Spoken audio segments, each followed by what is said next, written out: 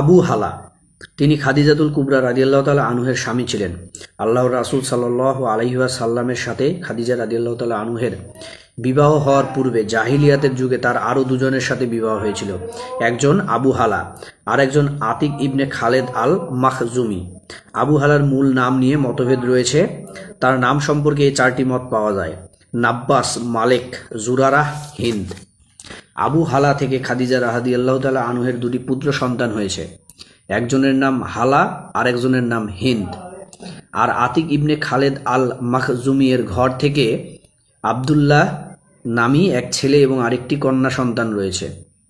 এই দুই স্বামীর ইন্তেকালের পর আল্লাহর রাসূল সাল্লাল্লাহু আলাইহি ওয়াসাল্লামের সাথে খাদিজা রাদিয়াল্লাহু তাআলা আনহুর বিবাহ হয়।